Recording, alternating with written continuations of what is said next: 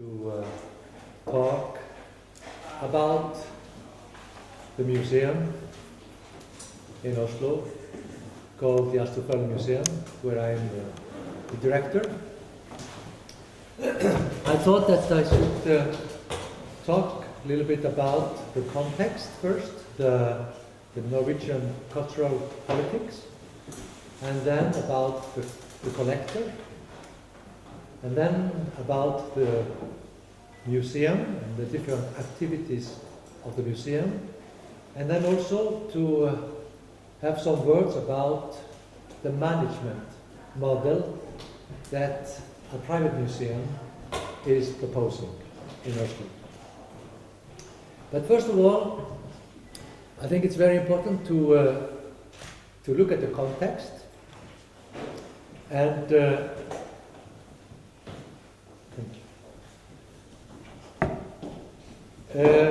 the Astrup-Fernli Museum is placed in Oslo, which is the capital of Norway. I don't know how many of you have been to Oslo. And Norway has always been defined, the Norwegian society has always been defined as one of these social democratic societies of Scandinavia, of the north. But I can even take it a little bit further, and I can confirm to you that Norway is probably the most socialistic country in the Nordic, among the Nordic countries, and probably in the world. The reason is that among these Nordic nations, Norway found oil in the 60s. And instead of privatizing the oil, they surprisingly nationalized the oil. And this has been a common thing for all the political parties ever since in Norway, that the oil should be a common value and product of the nation. Many people think that this oil and the wealth that comes with the oil is the explanation to this socialistic, social democratic nation or country. But there is also something more to it, which is that this society, the Norwegian society, is highly transparent.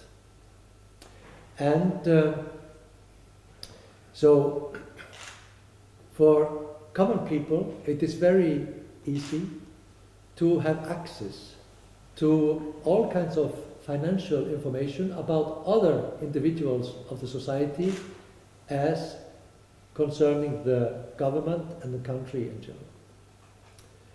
So, in fact, beyond the oil, it is also the notion of redistribution, which is very well organized and very successful in Norway. I can speak highly of Norway as I have no personal interests. I come from Iceland. I'm Icelandic. And in Iceland, we would have done this totally differently. We would probably have lost all the oil, all the money in the beginning of the adventure. But the Norwegians developed this kind of social democratic society, which brings, of course, these classical elements like the public school, the public health, the social security, and all these things that we know, of course, from many different countries. But they also developed a very ambitious cultural politics. And in fact, already in the 60s and the 70s, there was a certain kind of common agreement between the government, the political parties, and the union, and the artist union. Now I'm talking a little bit like it was here in the Eastern Europe at the time. There were unions for each of the of the brands. At the time, the artist union was very strong, and they were able to make a consensus about the fact that the artist had also an important role in the construction of the society. As the teacher, as the lawyer, as the doctor, the artist would be also one of the columns of the society. And it has to do with writers, filmmakers, theater, visual artists, etc. So the cultural politics in Norway was based on this kind of agreement between the political forces and the artistic, different artistic branches, without any kind of interference with what the artist would like to do with their freedom. The conclusion or the result was that very early the artist got considerable help, financial help from the state in different kind of forms. For example, the writers were bought, like you of course knew also from the old Eastern Europe, by the libraries in their countries, and that was enough to have a decent life, so to speak. Also, they were helping these writers to translate their books and to export them outside of Norway. It was similar with the film, it was similar with the theater, and the artists, very early in this process, they got what is called stipendium, not a salary, but a stipendium, which has in fact turned out to be a certain kind of universal salary for the Norwegian artist. That means that every artist has more or less an income, and when and if the artists are with some galleries and they sell works of art, it comes on the top of this basic salary. Of course, the artists pay taxes, like all of people in Norway, and some of the taxes are quite high, as you can imagine. So, as you understand, the cultural life in Norway is 100% state-driven. No, sorry, 100%, no, 99.9 state-driven. Because in this cultural, artistic environment, there has been two private museums. First of all, there's a very known museum that was founded in the 60s called Henny Onstad Art Center. And Henny Onstad Art Center was very influential in terms of promoting avant-garde art of the 60s and 70s, and they were also very strong in experimental music and had a recording studio in the museum, and they were able to do a mix of events with different kinds of artists from all over the world. They were very much concerned with fluxus early on and with contemporary music. But then we are coming closer to the Astrup-Fernli Museum, because the Astrup-Fernli Museum is, in fact, an idea and an initiative of one person whose name is Hans Rasmus Astrup. Hans Rasmus Astrup is a wealthy Norwegian man. He comes from a very wealthy family, and that dates back to the beginning of the 19th century.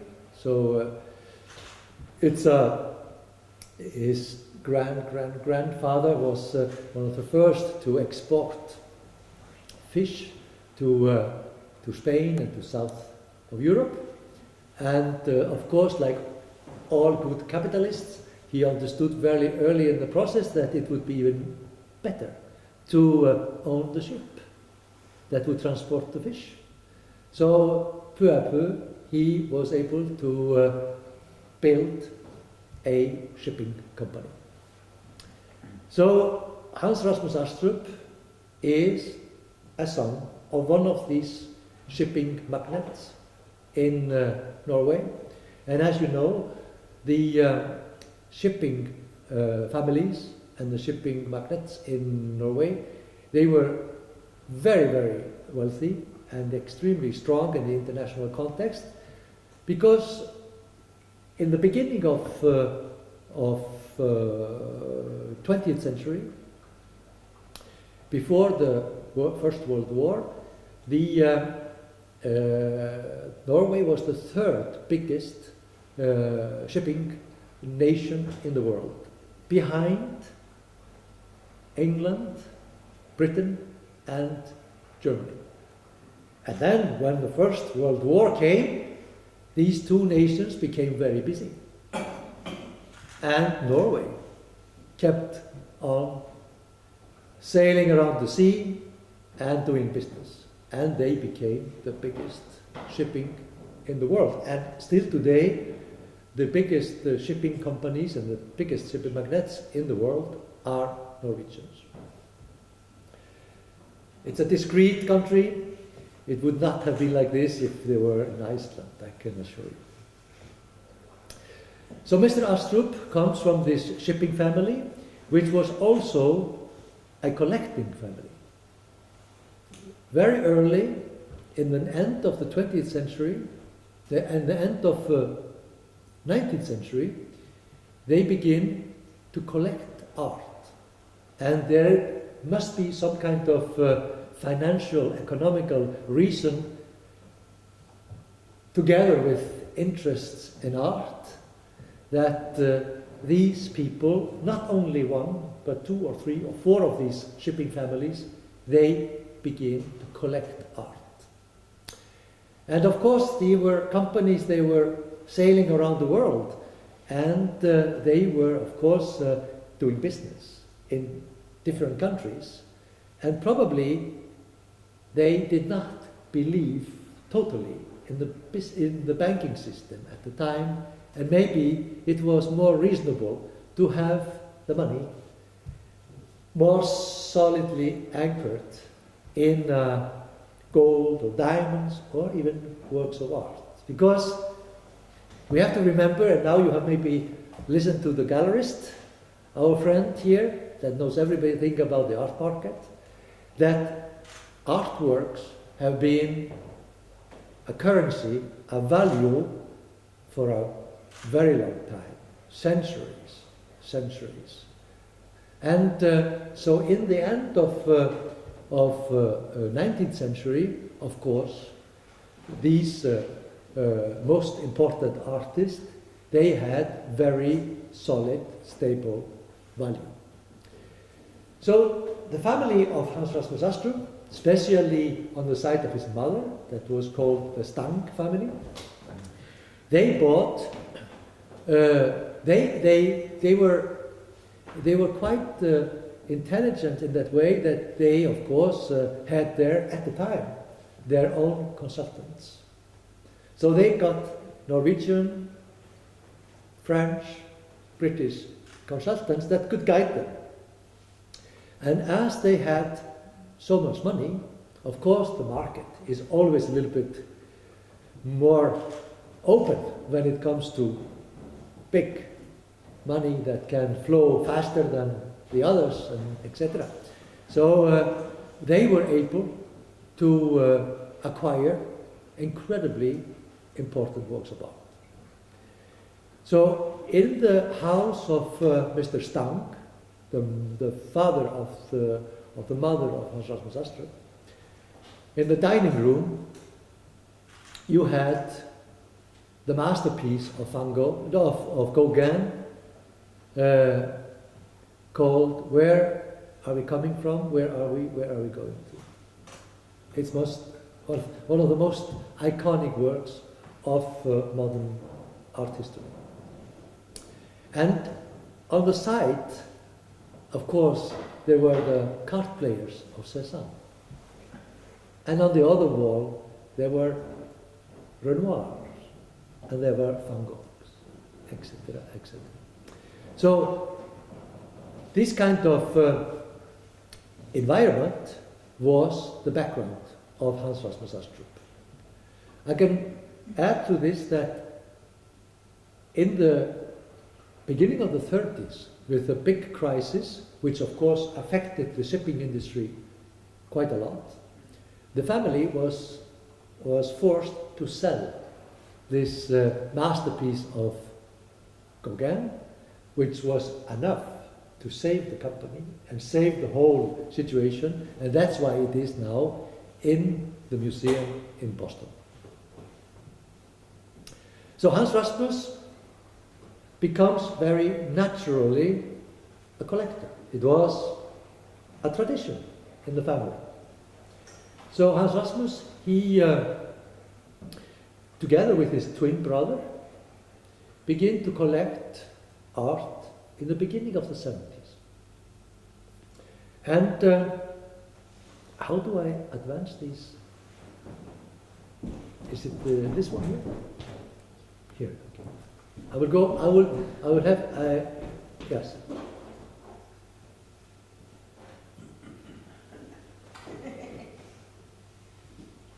So I'm just jumping a little bit back and forward in concerning the images. But Hans Rasmus, he began collecting in the beginning of the 70s. And we always say, and we know, we who are in the art world, that there are different kinds of collectors. And collectors have different kinds of itineraries. And most of collectors of contemporary art that we know today, they come from far away and they learn in the process. The very famous is François Pinault, the great collector in Paris, who of course comes from a different kind of background. But he has achieved, but in a very long history. So Hans Rasmus Astrup, he knew exactly the whole mechanism of collecting. The importance to be in contact with the right environment, with the right gallerists, with the right people who could advise and give access to important pieces. So in the 70s, Mr. Astrup was able to acquire different works. This is a triptych by Francis Bacon from 1981. It's a little bit later. I will jump on this. And then we have David Hockney from the 60s, 63, and another David Hockney from 62. So you can see that at the time when he was beginning his collecting, he already knew, and he already knew how to place himself into the hierarchy and into the context of the contemporary art. Of course, these artists, like Bacon, was already quite famous and recognized and expensive in 81, but of course David Hockney and Lucien Freud and these artists, they were relatively cheaper in the middle of the 60s.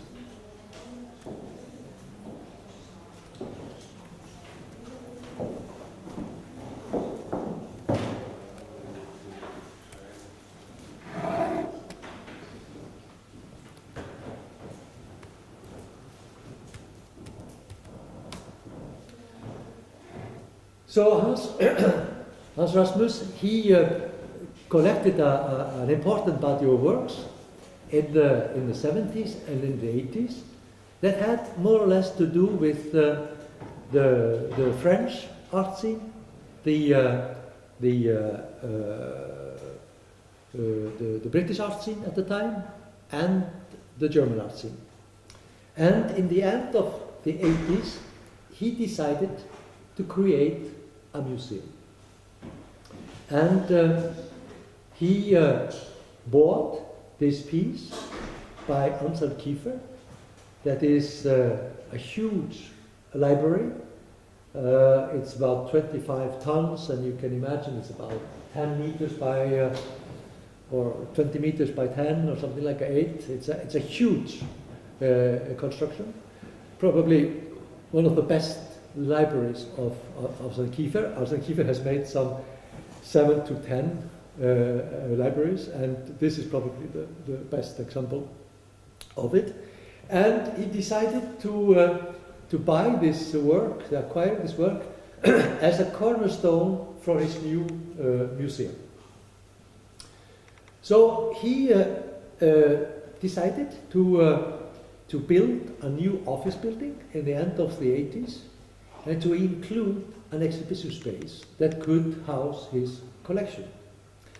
And this opened in '93, and that was in fact in the center of the city, in the business district of Oslo.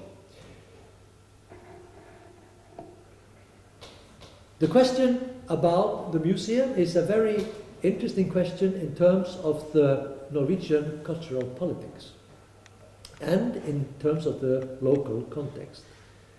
Because until very recently, the Norwegian culture and media were more or less state-driven. That means that the state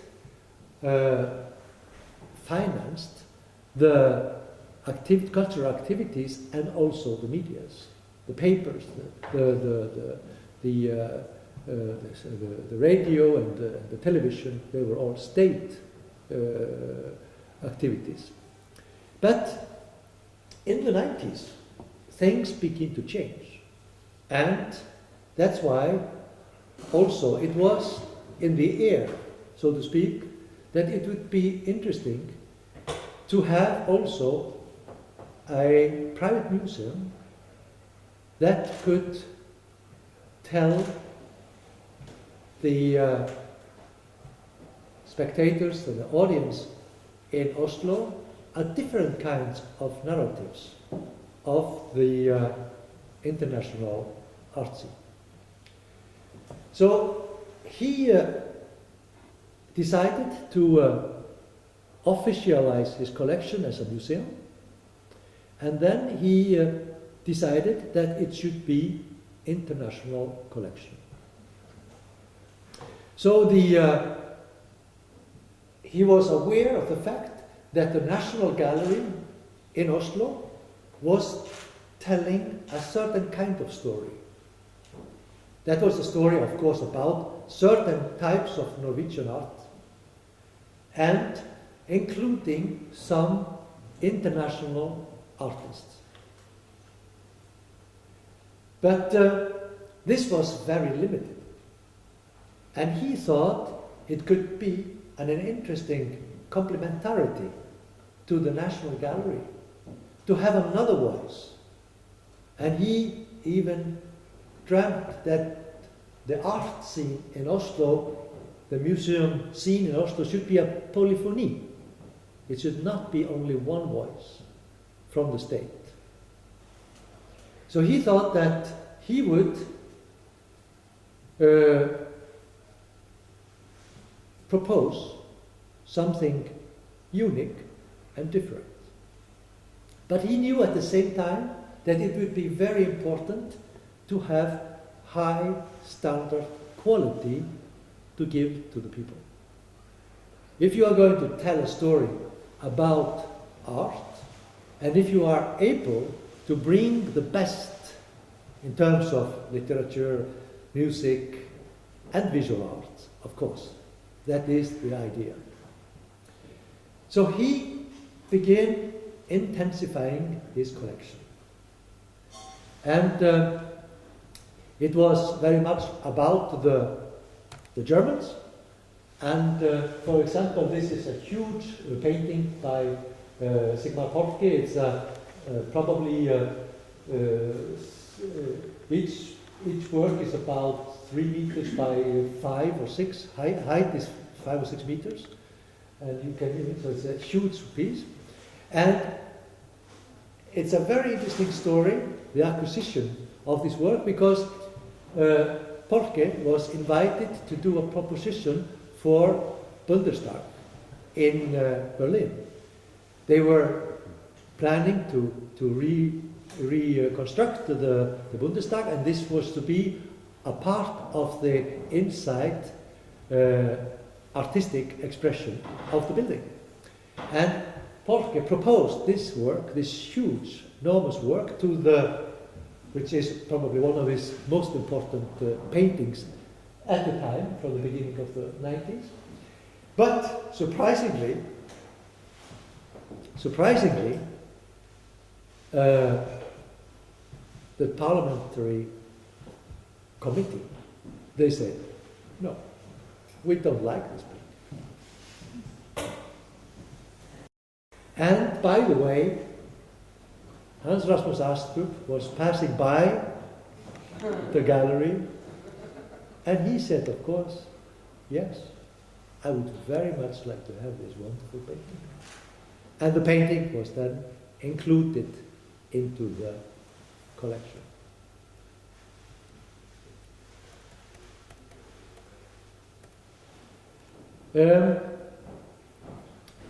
So,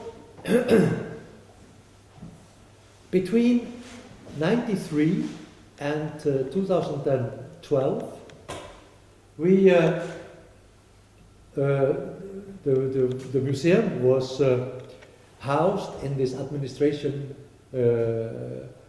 office building in the center of Oslo, and there were many different exhibitions made that gave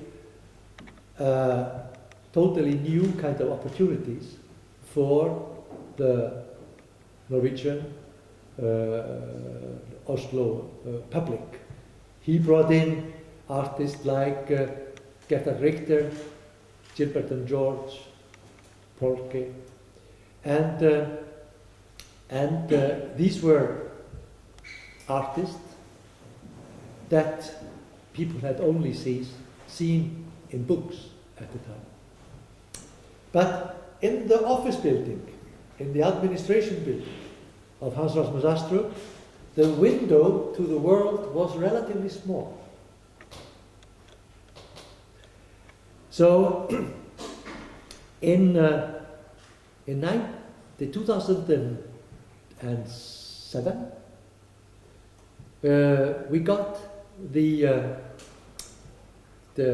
proposal to move the museum from the center of the city out to a new neighborhood in Oslo.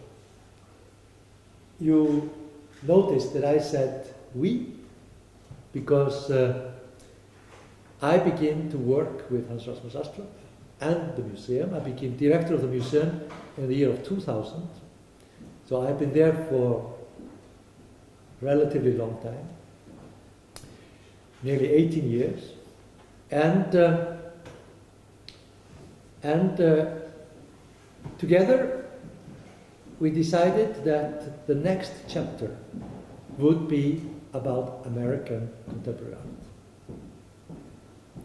So the idea, and that comes from Hans Rasmus Astrup, that a private museum did not need to have the same kind of mechanism as the state museum. That means that we should not have the same logics as the state museum.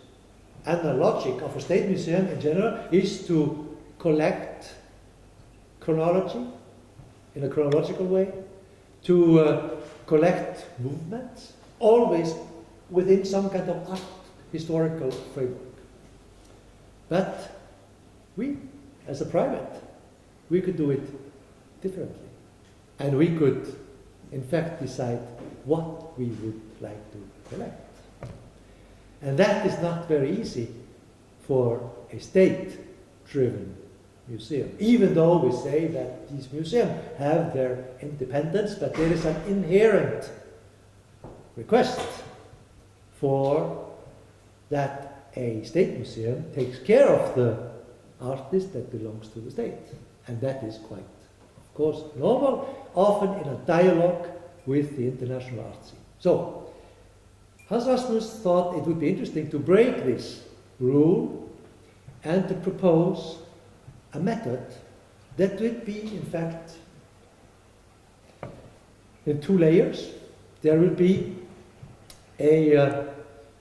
first of all, an ambition to find important artists who we think have changed the course of history within contemporary art, and then try to collect them in depth. But this means also that if you are collecting an artist in depth, you need to have the best works. You need to have the most important works. So this is, in fact, a very ambitious plan. Most of these national museums, I'm talking about in smaller countries like European countries in general compared to the United States.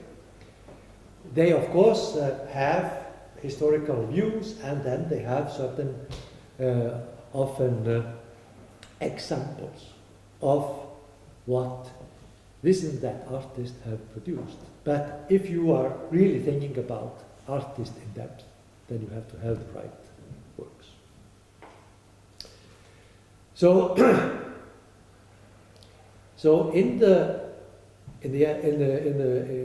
when I came to the museum, we had two options. That was to continue to collect more sporadically different artists in the international art scene in general, and then to strengthen certain artists and collect them in depth.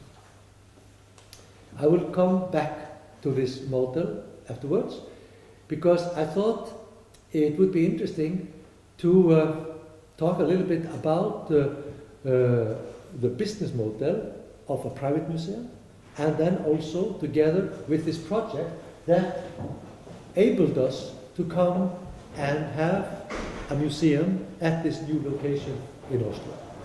Just to have things in right places. This is the center of Oslo. And so this is the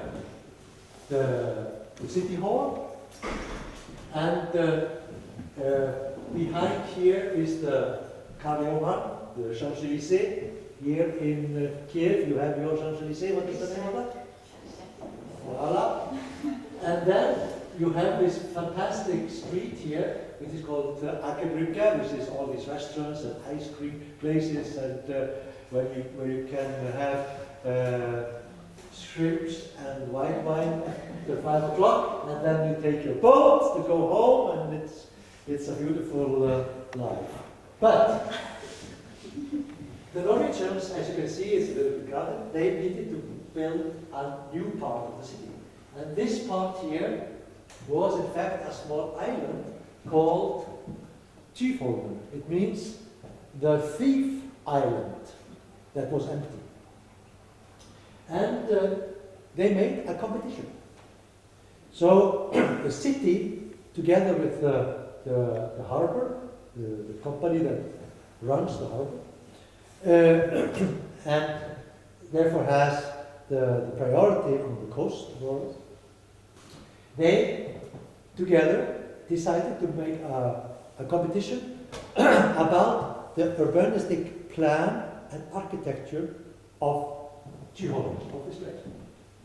So there were 4 or 5 entrepreneurs and real estate developers, together with some architects, came with different propositions.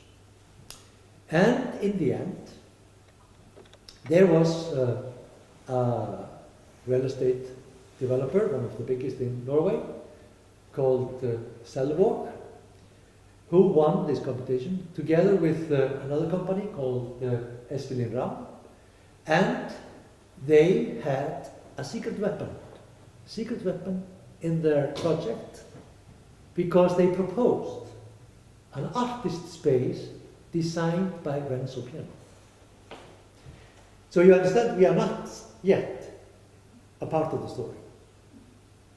And then they came to us and asked if we would like to move our museum and collection to this place. And we thought, well, it's tempting, but and I could see how these businessmen, how they operate, and I was of course silent and looking with a lot of attention, and of course the first idea was a space of 3,000 square meters, and of course that was too small. So we asked, of course, to be able to present the collection, we asked for a little bit more. We asked for 10,000 square meters. And when we begin to discuss and talk about the importance of the collection, the value of the collection, the value of the building, and of course what it would mean for the environment, for the value of the other buildings, etc., etc., etc., everybody understood that 10,000 square meters was exactly what it should be. So Renzo Piano came. He was chosen by the real estate developers, but we were managing the development together with the architect Renzo Piano. So Renzo Piano came, like he does. He comes to see the space, see the environment, see the surroundings, the sea, the birds, the boats, and then he came, sent us a sketch of a building that looked pretty much like this. So this is our museum. On this side we have the permanent collection, and then we have a bridge that takes us to this part, which is for temporary exhibitions, plus a small cafe and a small shop. This architectural building, and which is extremely important, it is a masterpiece. It's one of Renzo Piano's best buildings. It is totally inspired by the environment, by the sea side, by the birds, by the boats. There are elements in the house that come from the boats and the sea. The roof of the building is like a wing of the bird, or is it a sail of a boat? We don't know. He hasn't really confirmed it yet. But this position of the roof makes all the spaces inside of the museum quite dynamic and interesting, and the configuration of all the spaces are totally different. In the beginning, we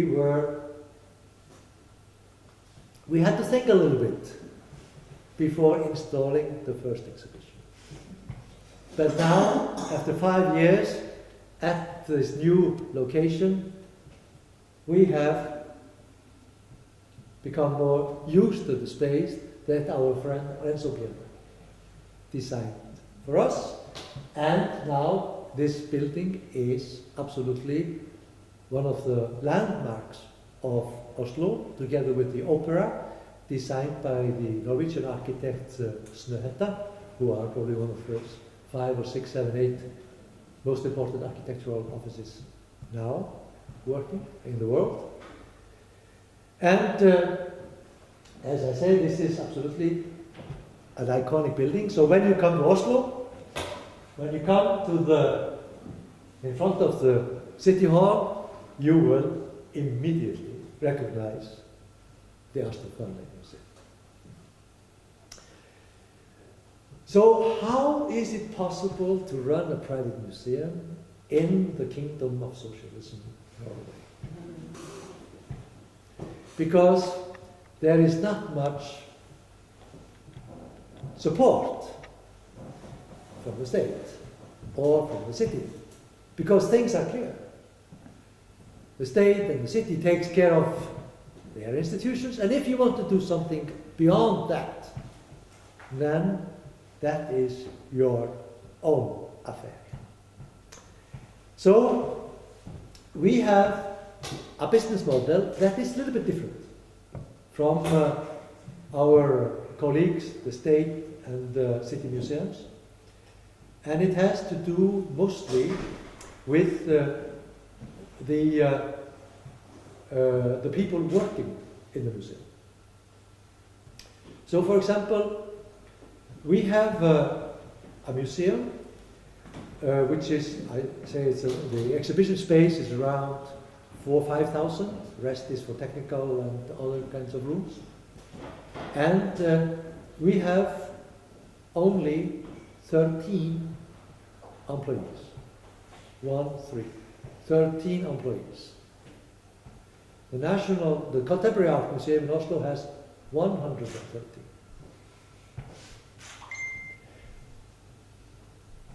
And another thing is that so all the organization of the museum, which is in fact administration, art programs, and marketing. Administration includes the running of the buildings, and the art programs includes the curatorial stuff plus the educational department, and then we have the marketing department, which is of course very important in this context. The running cost of such a museum in Oslo is about $5 million a year. It costs $5 million to run such a museum, and it is in fact equally divided between the art program that costs $1.5 million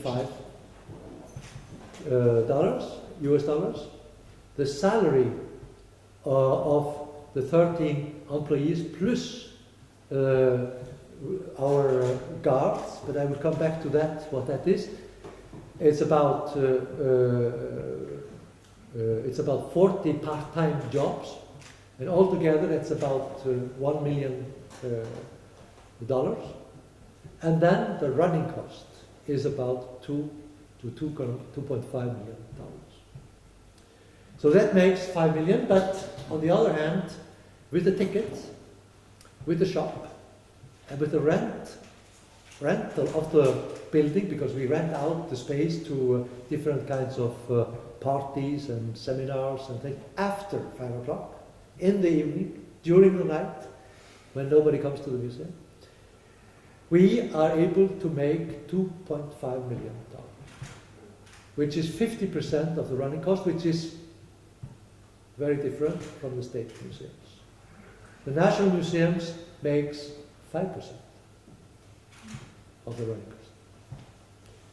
The Henny-Onstad is around 30%, and we are between 50 and 60%. So the rest of this budget comes from 3 foundations owned by the family of Hans Rasmus Astrup and his own company. Hans Rasmus Astrup has now placed his company and all his wealth into a foundation. He has no children, and so he has placed his fortune in a foundation, and that is supposed to take care of the museum. As we say in our museum, forever.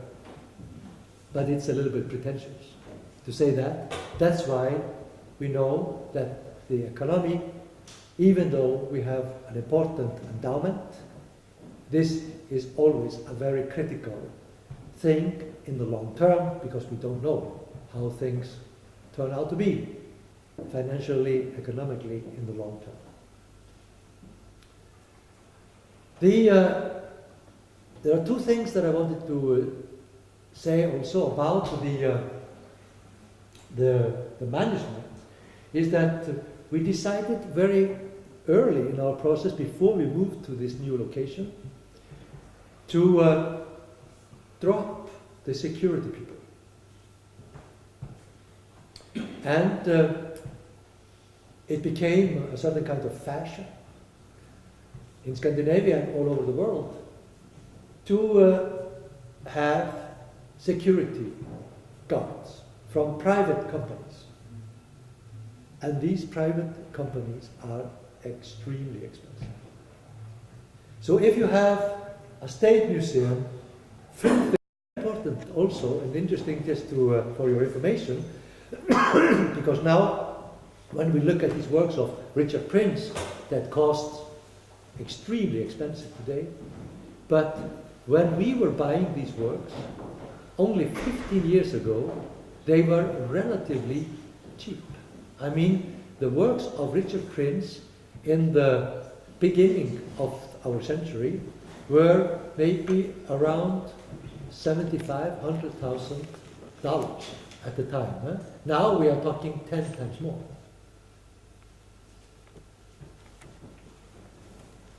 Sinti Sherman, one of our most iconic artists, and of course the inventor of appropriation art. Probably she is the first to photograph and to appropriate these kind of scenes, but she invents the scenes, but they are taken from different, so it's a conceptual appropriation.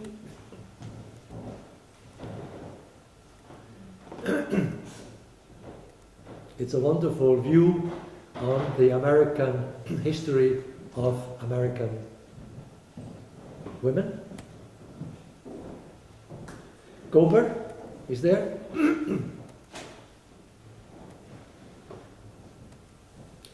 Charles Ray is there. It would take 3 months if I would stop and talk about each of the work, so we are sticking to 1 week, so I will have to go a little bit fast. Matthew Barney has a very, very special position within the collection. That's the artist that we have most works of in the collection. We have about, just between you and me, and I hope that this is not being recorded, about 60 works.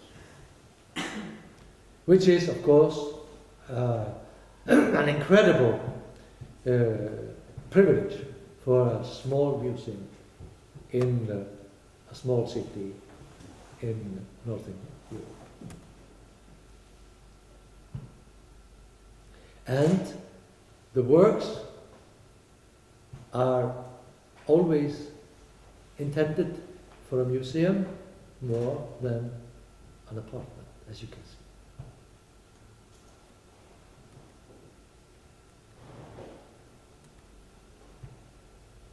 These works of Matthew Barney from Cremaster 3, and this, for example, it's about it's a works that's about 200 square meters in terms of installation. So, and this also is one of the Tory is one of his from his latest films. And then we have this guy here who is also quite present in your city, in the Pinchuk collection. But Hans Rasmus is a little bit older than Pinchuk, And so he was around a little bit earlier. And so in '93, when Hans Rasmus opened the museum, he had bought the big library of Amsan Kiefer that you saw. And he understood when he saw the library in his new museum that this museum piece, this fantastic library of Amsan Kiefer, was an iconic work, but it was a little bit passé. It was a little bit more facing back to the grand, great tradition of German European expressionism and knowledge-producing artist creativity. So he thought that maybe it would be time to look to the future.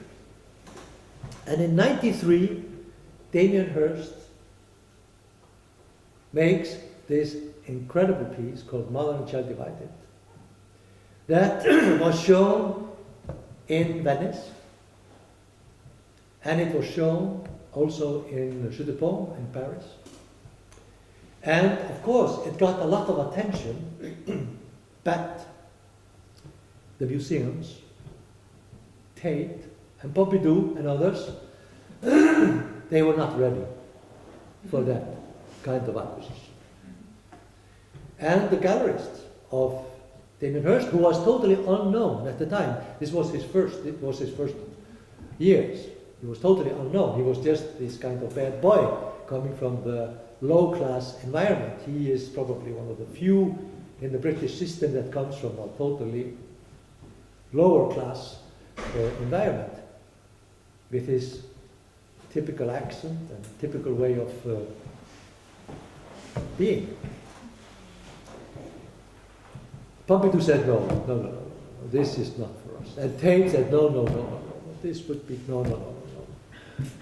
And Hans Rasmus said, of course, this is absolutely what I was thinking about. So Hans Rasmus bought this piece, which is probably the masterpiece of Damien Hirst. If we compare it to the shark, which is always taken as the most iconic piece, but there is something very natural of having the shark in the tank, but to have the splitted cow in the tank is a little bit more crazy, I would say. So that's how Damien Hirst came into the collection, and ever since we have followed the works of Damien Hirst, and we have tried to collect them in depth, and believe me, it's getting more and more complicated. Because when Hans Rasmus bought this piece in '93, it was more expensive to transport it from London to Oslo than the price of the piece. Now it's different, and we have a little bit of concerns, because if we're going to follow this man further on, it is expensive. All this is Damien Hirst in our collection. Gilbert and George are there too, just to have a... And then we have an important collection of installations, huge installations. And this shows Paradise Institute, and it was made in 2003. And inside, this is what it looks like. There is a film, and there are loudspeakers in the part of the audience that makes you totally confused about what is the film and what is the spectators. It's a very, very strange experience. You have to come. We are planning to install it in the summer of 19. So please note. These are architectural installations, and Olav Eliasson, this takes about 300 square meters. It's your color memory. It's about you go into this room, and there is a 500 types of lights and colors, and then when you have registered it onto your, what do you call it, your eye, what is called on your eye there's a... The retina? Yeah, retina, exactly. You go into a black room and you have the complementary colors of what you experienced before. It's an absolutely amazing piece.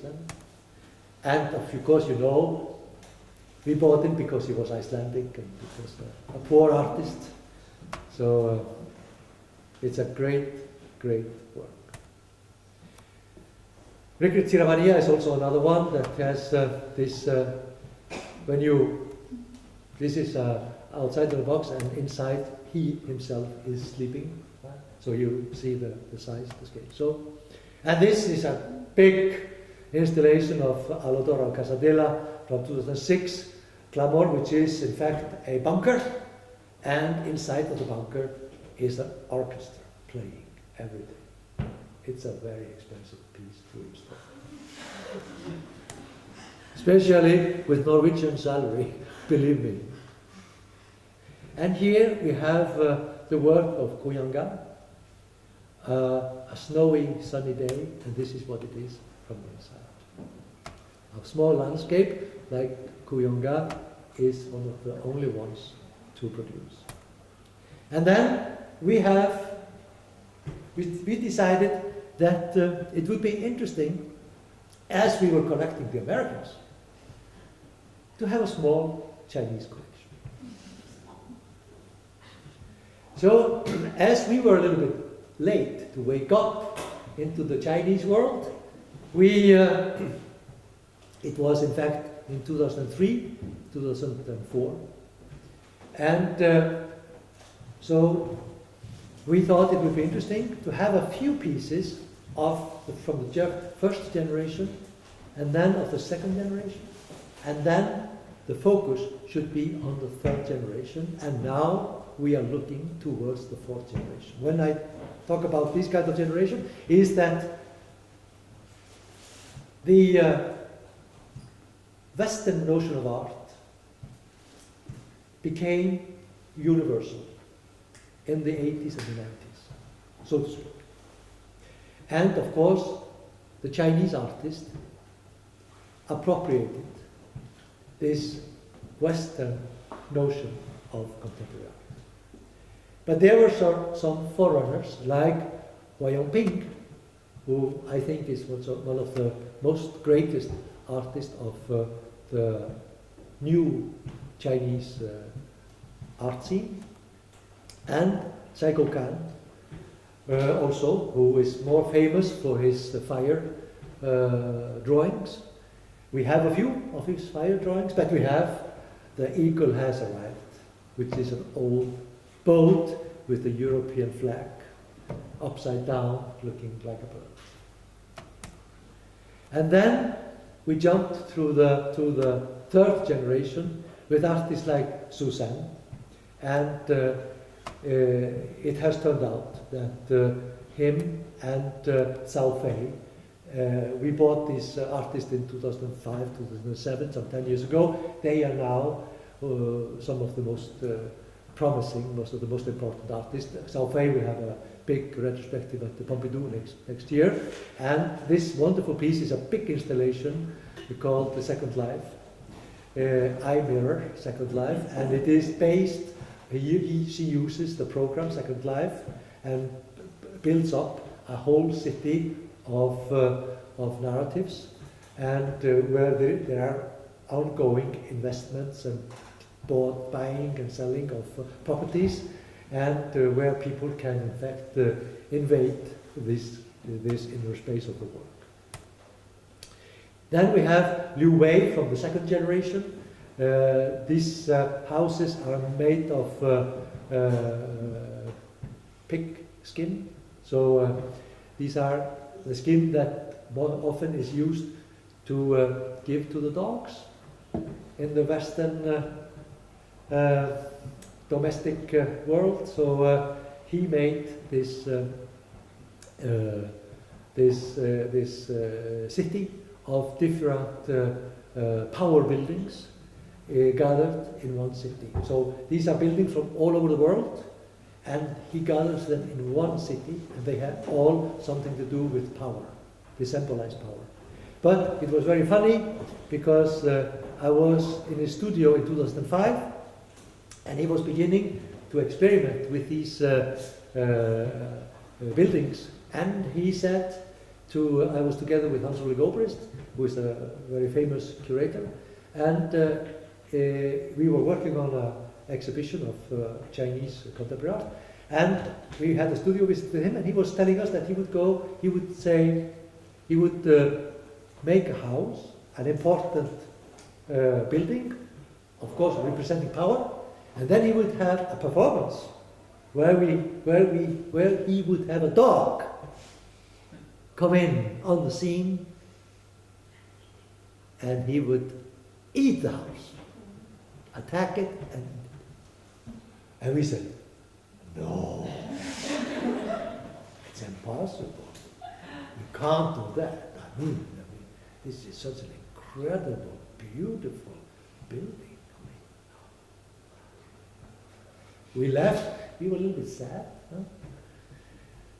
I came 1 year later. In his studio was the whole city. And we bought the city. So, from the young generation of the Americans, that has been the most important. So, of course, we have these Cindy Sherman, Jeff Koons, Richard Prince, Goper, all these artists, but of course these are classics, so to speak, but the major acquisitions in the last 10 years have been the young generation of American artists. And of course, partly it is that it is more affordable. I mean, the American art world is made in a such way that in the beginning, the works of the newcomers are relatively cheap, relatively inexpensive. But then, if they are taken, understood, loved by the collectors and the gallerists, it takes off. And it becomes very expensive. Very, very fast. So that's why it was very important for us, if we were going to be able to collect American contemporary art, to go beyond the galleries. I'm sorry to say that. That was, had to go into the jungle, so to say. And I was traveling in the beginning of the century, 2001, 2, 3, 4.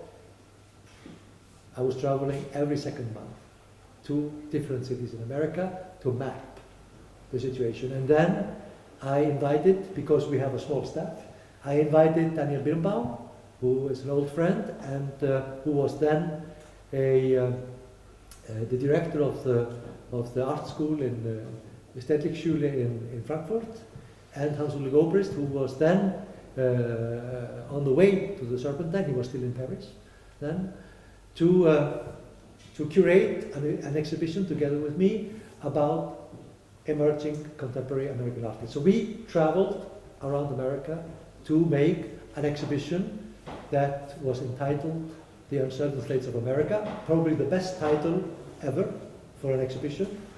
Of course, we stole it, so it was a good, what do you say, purchase. And because the first title was The Uncertain States of Europe. It was another architectural exhibition before that. But Uncertain States of America was a very appropriate title at the time, because it was the period of Bush and the Iraq War, and of course it was a very political moment in America. So that's how, and that's where we were able to buy people like Mike Boucher, Dan Colan, with his chewing gum paintings, Nate Lohman, Paul Chan, Frank Benson. And then, just to show you a little bit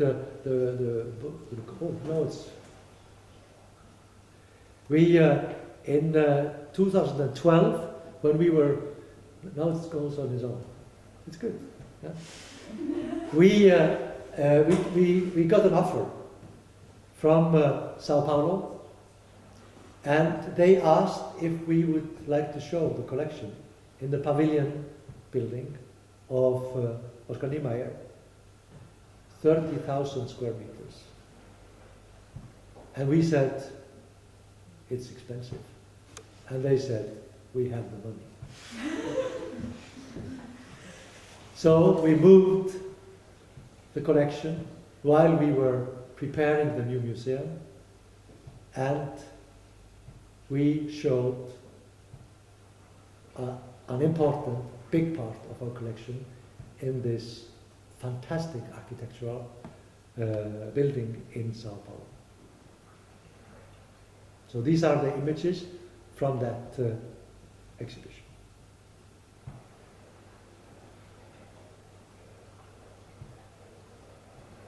This is just going on like this. This is wonderful. The thing is that I can't see what image comes next. Because normally you have the images on the side, but my assistant here was not able to do that. So now I'm just totally lost. But I think we are coming to a certain kind of end. So I have something to add. Because, as I told you, this is a week seminar. So if you want to breathe a little bit, no, this will take a little bit. So how can I go back to the okay, I can do it like this. Yeah. Okay.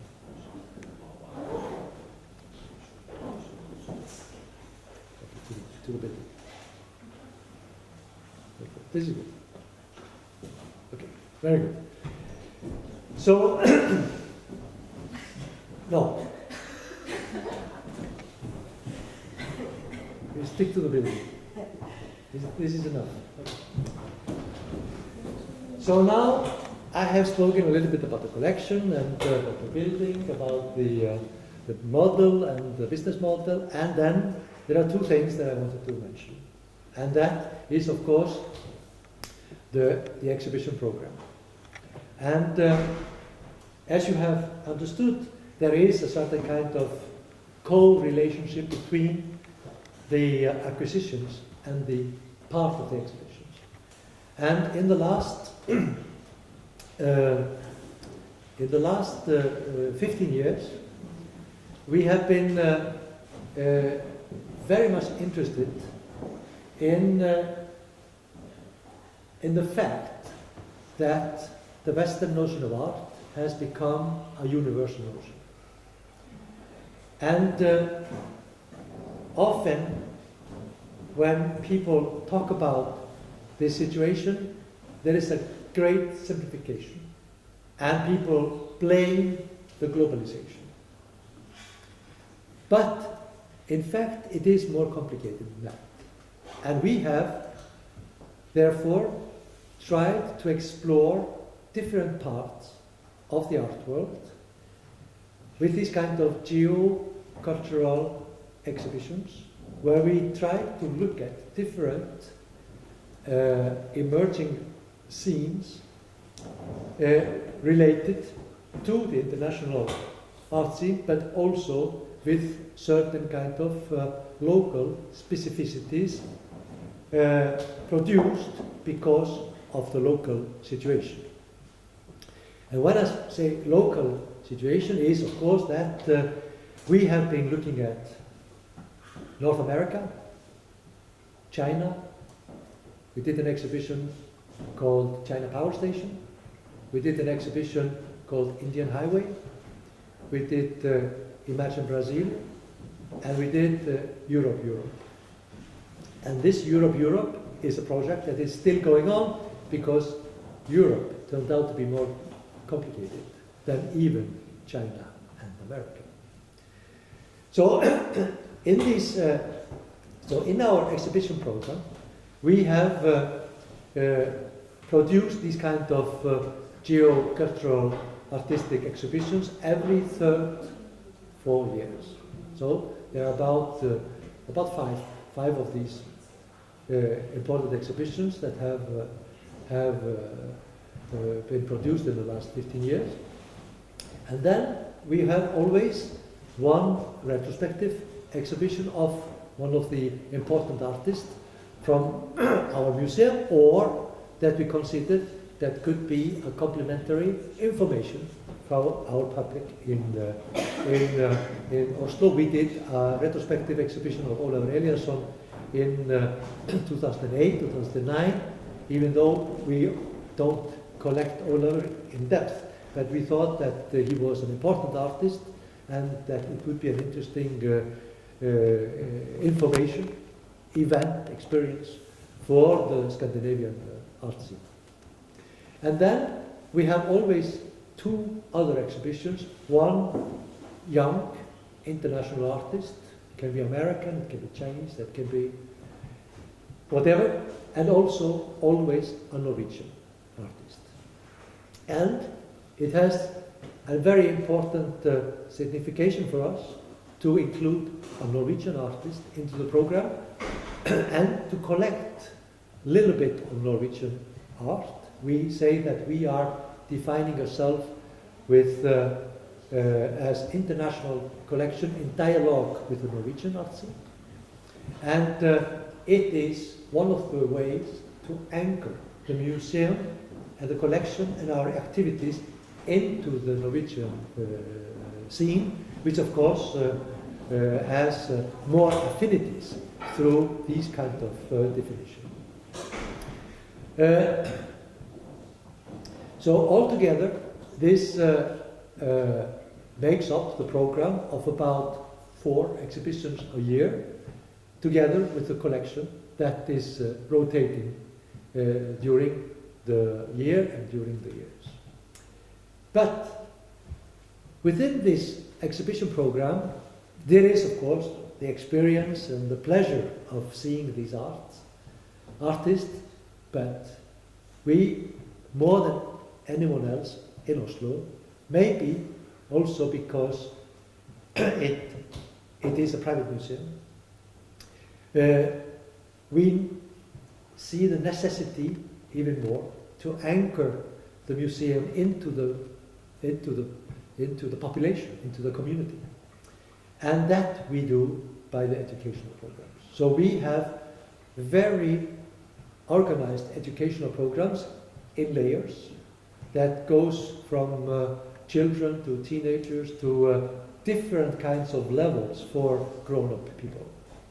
And then we have different kinds of supports in terms of text, in terms of video, in terms of smartphones, in terms of all these kinds of audio guides. These are all different kinds of text, different kinds of level in terms of mediation. We, of course, got an enormous increasing numbers when we moved to this beautiful location. It was easier to find the museum here than in the office building, believe me. So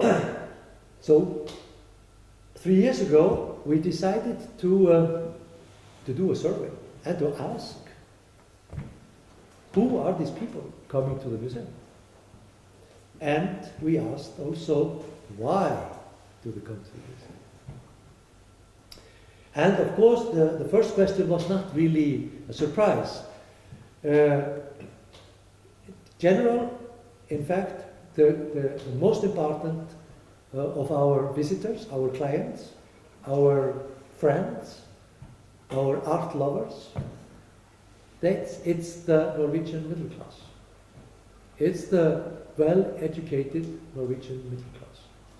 That means these are people they are university educated, they are lawyers or doctors, and then they are all kinds of different kinds of, but it is the middle class. It's really the middle class, but in Norway the middle class is quite big. I would say it's about 90%.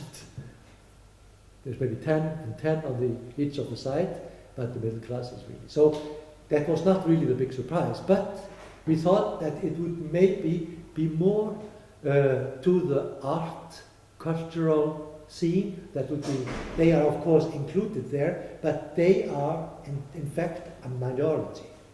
We have visitors number that are about 200,000 people to the museum a year, and the elite, the artistic cultural elite is maybe 10. So it's a totally new kind of people who are our most important visitors. So the second question was, so why do you come to the museum? And of course we thought they would say, we come because we love art, or we come because we want to experience it. Some kind of transcendental experience. No, not at all. They were very clear. More than 75% of all the groups we asked said, we come to the Astrup-Fernli Museum to learn about contemporary art. To learn about contemporary art. Wow, we were not really expecting that. And the second question, but why? To us? Was the second question. And they said, well, we have gone through the school system, we have gone through the university system, we are, what I said before, lawyers or doctors or mechanics or administrators, but we have never had any kind of artistic education. It's inexistent. In the great cultural politics of Norway, it is in fact the weak link. So, today, the contemporary art has gained an incredibly interesting position. Some 30 years ago, 50 years ago, it was quite limited to a certain kind of artistic interested public. But in the last 10, 15 years, there has been an explosion in terms of interest for contemporary art. And in Norway, we are now experiencing this full time. And this, of course, has already been an important factor in cities like Paris and London and Berlin, of course, and other cities. But it's a part of the same kind of development. And it is related to a new situation in Norway, which is, in fact, the new urbanism of Oslo. Before, some 20 years ago, 50 years ago, Oslo was a very introverted city. There were no coffee shops. There was very few good restaurants. There was nothing really out in the public space, except people walking, going home, going to job, some buses, some cars.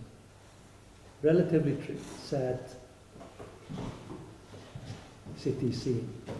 But in the last 10, 15 years, there is a total renewal. First of all, the urbanistic plan of the city have been changed.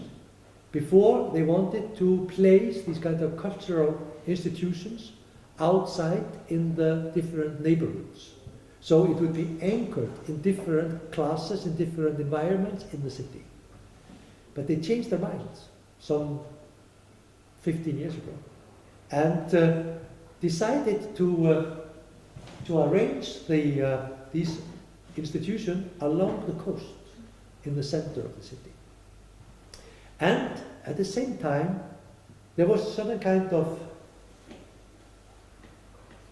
chemical reactions within the inhabitants of the city. And there was this new trend of coffee shops. And I mean, you are surprised because, I mean, in Europe we have coffees all over. But in Oslo, there were not such a public space environment for this kind of activities. And then also there has been an increasing and incredibly interesting development within the restaurants in Oslo. The gastronomic scene in Norway is one of the most interesting in Scandinavia.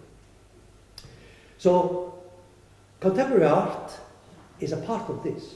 So this middle class that enjoys going out to coffee, going to a movie, going to restaurants, enjoying the city as an open space, as a common space, they have chosen, and I don't know why, contemporary art museum as a destination. There are some interesting comments and reflections about that kind of development, and it has, people say, there are some kind of thesis about this, that in fact the cultural production in general is so mainstream in terms of movies, in terms of literature, in terms of music, that it is a different kinds of experience to find the craziness in the contemporary art, to find these very challenging meetings with the contemporary artworks in different locations, which is way beyond that you can find in the mainstream literary production or the film production today. And of course, the museums are quite an open arena. It's very easy to access the museum, and the museum, of course, is family friendly, so people can go with the family, and instead of when you go to a football match, then it's more or less the father who goes with the son. So this is a new situation in Norway, and we have taken this very seriously, and that's why our main activities, our main job at the museum is to develop the educational as a part of the curatorial work at the museum. Before everybody falls asleep, I just wanted to add one thing, and that is that in our public, the average public of there is very young public. It is people from 25 to 40 years old, which is a totally new kind of situation in the museum, which has also had a very important influence on how we develop our mediation and our contact with the public.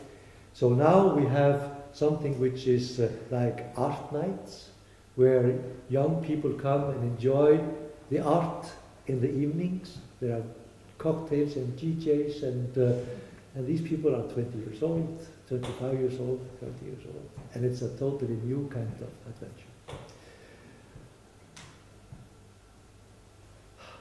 Thank you very much.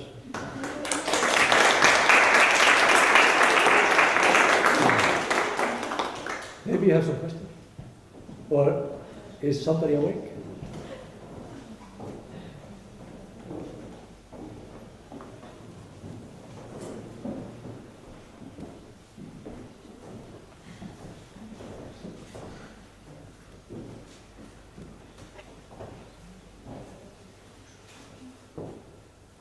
Can I ask, why you think that people could enjoy by contemporary art? Sorry? Why? Why do you think Yeah. that people could enjoy Can enjoy by contemporary. contemporary art? Yeah. By, these cows in the, And the formalin? and so on, to enjoy. Is it a task of contemporary art to create some amazing and nice thing? No, I mean, I think that contemporary art is about two things. It's about inventing new dimension within the notion of art, and it's about inventing new narratives. And the spectator has to have knowledge about how this goes, about the mechanism of such things. So in the contemporary art from the last 50 years, there are quite obvious inventions and rules and regulations in the art world that allow you to enjoy such works. But you used word enjoy by contemporary art. It's so difficult sometimes to enjoy. No, I mean, but maybe the enjoy is not really the right word. Maybe it's more to experience, because Yeah, I agree. it's more about that. Huh? Yeah. And I think that there is something in the contemporary art which is fascinating for people, and they when they get these kind of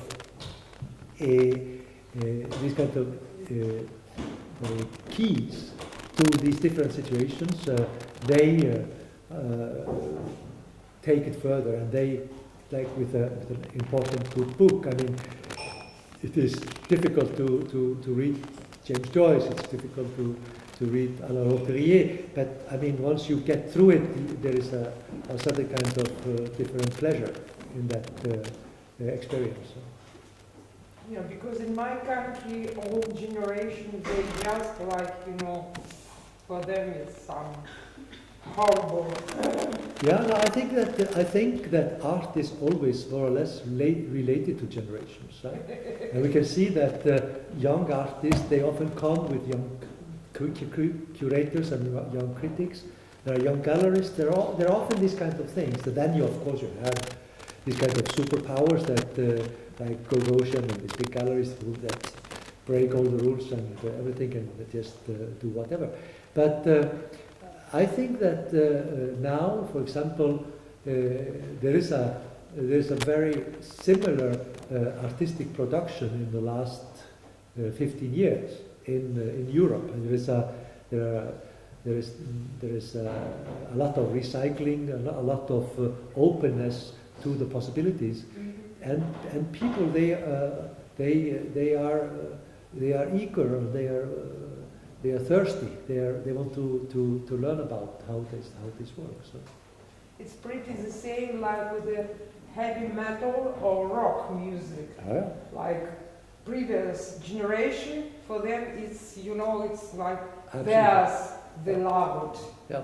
but not to all of them. Yeah. And new generation, for them it's rock music. It's partly classical already. You know. Totally. Yeah.